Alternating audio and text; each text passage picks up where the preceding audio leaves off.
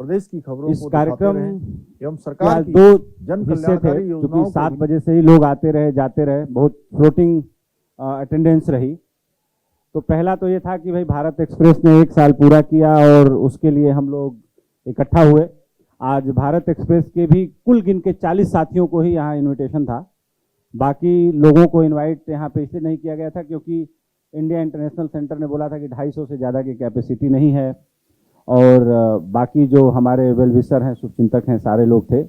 इस कार्यक्रम का दूसरा हिस्सा ये था कि 24 दिसंबर को यहीं पे हमारे दोस्त अनुराग बत्रा जी ने एक लंच दिया था बिजनेस वर्ल्ड की तरफ से। तो हम लोगों के प्रोफेशन के सबसे सीनियर मोस्ट आदमी इस समय कंट्री में आलोक मेहता सर हैं, जो पूरी तरह से एक्टिव हैं। जितना मैं एक्टिव हूं उतनी ही एक्टिव वो आज भी हैं। तो मैंने उनसे उस दिन कहा था कि चैनल की सालगिरह मनेगी, लेकिन उस दिन मैं आपका पैर छू के आपसे आशीर्वाद भी लूंगा और आपको सम्मानित भी करना चाहूंगा। तो एक छोटा सा मोमेंटो राजीव ने तैयार किया था, वो भी यहाँ पे है, और आलोक सर भी यहाँ पे हैं। मैं राकेश सिन्हा सर को बुलाना चाहूंगा, और किसी माननीय मंत्री महोदय से मैंने जानबूझ के इनका सम्मान नहीं कराया क्योंकि वो हक मैं खोना नहीं चाहता था। तो मैं दोनों लोगों को बुला रहा हूं, और राकेश सर और हम दोनों मिलके जो है आलोक सर को आज सम्मानित करेंगे। और जो भारत एक्सप्रेस के सफर में कहीं न कहीं सर का भी बहुत हाथ है, बहुत रोल है, और जहां भी मिले, जैसे भी मिले। और सर एक बड़ा रोचक किस्सा सुनाते हैं 2010 का। सर को 2010 में पद्मश्री मिला। तो उस समय मैं भारत क्या बोलते हैं, सहारा न्यूज नेटवर्क का नया नया सीईओ बना था, कुछ महीने हुए थे। तो हमारे कुछ साथियों ने करीब 15 मुख्यमंत्रियों से मेरे नाम की रिकमेंडेशन करवा दी पद्मश्री के लिए। तो जाहिर सी बात है, इतने लोगों की रिकमेंडेशन थी तो मेरा नाम कटे कैसे। तब तक मेरे ऊपर कोई केस मुकदमा भी नहीं था, कोरा कागज था मैं। तो आलोक सर ने मुझे बताया कि तुम जानते हो तुमको पद्मश्री क्यों नहीं मिला। मैंने कहा सर मुझे क्या पता। बोले फाइल पे लिखा हुआ है कि इतने कम उम्र के किसी आदमी को इतिहास में कभी नहीं दिया गया, इसलिए इस कारण से इस नाम को थोड़े समय के लिए होल्ड किया जाता है। तो आलोक सर इस तरह से मेरा हौसला हमेशा बढ़ाते रहे, हमेशा प्यार दिया, और आज सबके सामने मैं इनका पैर छू के सम्मान ले रहा हूं। जिनको मैं गुरु मानता हूं वो भी इनके अंडर में, हमारे गुरु उदय शंकर जी ने इनके अंडर में काम किया हुआ है पटना में, जब सर नवभारत टाइम्स के संपादक थे उस जमाने में। और आज भी एक्टिव लाइफ लीड कर रहे हैं, तमाम मीडिया हाउसों में, चैनलों में, हर जगह उपस्थित रहते हैं और हम सबका हौसला बढ़ाते रहते हैं। तो आज के दिन इनको सम्मानित करके मैं गौरवान्वित महसूस कर रहा हूं, मेरा गौरव बढ़ रहा है। और ऐसे ही इनका आशीर्वाद, स्नेह, प्रेम हम लोगों को मिलता रहे, और हम लोग इनके मार्गदर्शन में काम करते रहें। और ऐसे ही सर दीर्घजीवी हो, लंबी आयु हो। और मैं राकेश सर से भी बोलूँगा कि थोड़ा सा अपने संस्मरण, आप भी लिखने पढ़ने के क्षेत्र में आप राज्यसभा के सांसद हैं और एक बड़े आइडियोलॉग हैं। बचपन से इनको देखते हुए टीवी चैनलों पे हम लोगों ने जर्नलिज्म किया और बड़े हुए। तो राकेश सर से भी मैं चाहूँगा कि आज आलोक सर के सामने कुछ बोलें। पहले तो उपेंद्र जी को और भारत एक्सप्रेस को एक बार फिर से बहुत बधाई और शुभकामनाएं।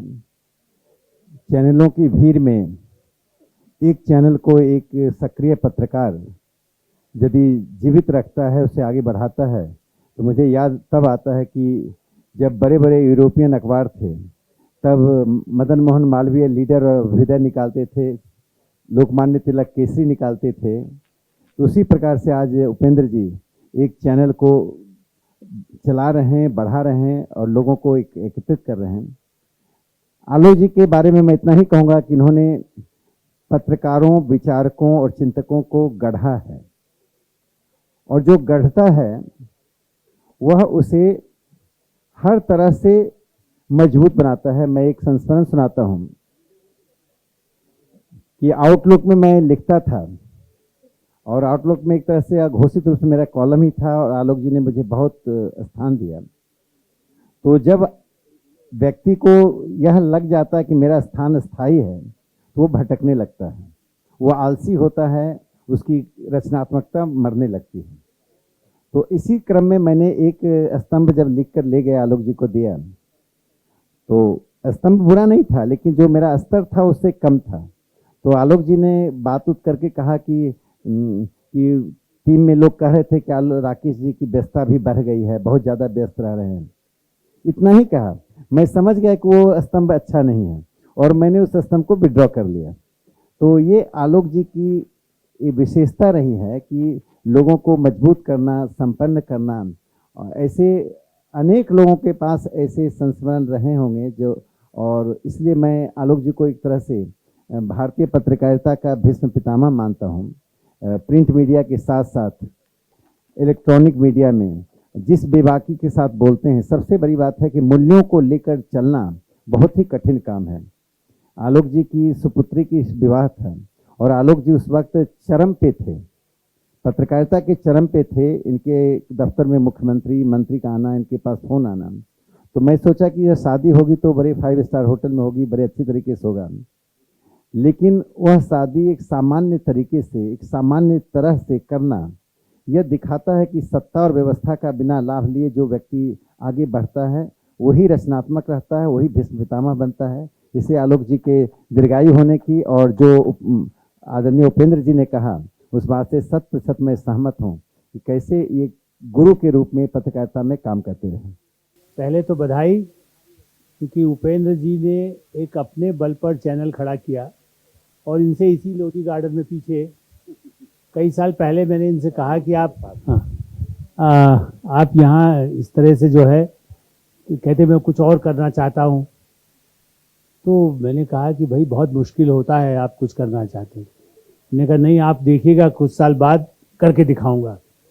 इसलिए मैं साल वाल याद नहीं कर रहा हूँ।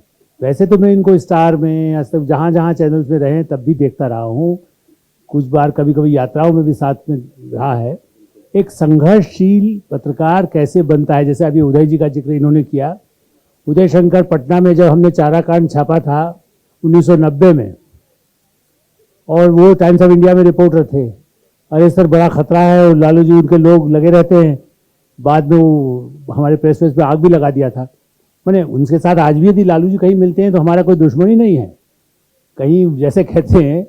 तो उदय जी ने जब प्रगति करके स्टार में, आज भी वो जहाँ दुनिया के चैनल्स में उदय शंकर आगे पहुंचे। आज तक मैं जब जाता था मैं कहता था आप जरा स्टाफ को डांटिए मत ज़्यादा। पता नहीं उबेन जी वहाँ थे कि नहीं, झंडे वाला में उनका ऑफिस होता था। तो जैसा अधिकार होता है ना, तो इसलिए उस तरह के ऐसे लोग जो शिखर पर पहुंचे, उनमें उपेंद्र राय को देख करके ही मुझे खुशी है कि भारत एक्सप्रेस एक साल में इतनी बड़ी सफलता। और जब इनका फ़ोन भी आया, या अनुराग बत्रा जी के यहाँ जब मुलाकात हुई, तो इन्होंने जब कहा कि हम 1 वर्ष पूरा होने वाला है, मैंने कहा मैं ज़रूर आऊँगा। मेरा हमेशा जीवन में संबंधों पर ज़्यादा भरोसा है। जीवन में जीवन मूल्यों की बात कहते हैं, यदि अपने जीवन में नहीं निभा सके तो दूसरों को लिखना पढ़ना ये सब बेकार है। ऐसे ही राकेश जी हमारे, मैं दैनिक हिंदुस्तान में था तब इनसे परिचय हुआ, तब ये प्रोफेसर कॉलेज में दिल्ली यूनिवर्सिटी में रहे, और तब इनको छापना शुरू किया। तो आज तक उसी से लगता है कि हाँ, कौन क्या लिख सकता है, उसके विचार क्या है, उसकी जो हम लोगों ने जो सीखा, मनोज श्याम जोशी, अज्ञे, राजेंद्र माथुर, अजीत भट्टाचार्य जी, इंद्र मल्होत्रा, जो एक प्रोफेशनल एडिटर्स रहे हैं, उस दृष्टि से मुझे ऐसा लगता है कि भारत एक्सप्रेस, अभी देखा ना कि स्टिंग ऑपरेशन भी किए हैं, लेकिन ये है कि हाँ, उसकी क्रेडिबिलिटी हो। हमने पुस्तक भी लिखी, पावर प्रेस इन पॉलिटिक्स। तो मीडिया में जो गड़बड़ है हम उसको भी मानते हैं कि हमारे उसमें कुछ कमियां हो सकती हैं, या कोई गड़बड़ करता है तो मैं भी उसमें पार्ट माना जाता हूं। इसलिए मैं सबसे उम्मीद यही करता हूं कि भारत एक्सप्रेस शिखर पर पहुंचे देश में, और प्रतियोगिता नहीं सब। मैं अभी अपने एक साथी उनको बता रहा था, शायद वरुण जी को ही, 76 में मैं हिंदुस्तान साप्ताहिक में काम करता था और पहले हिंदुस्तान समाचार में काम करता था।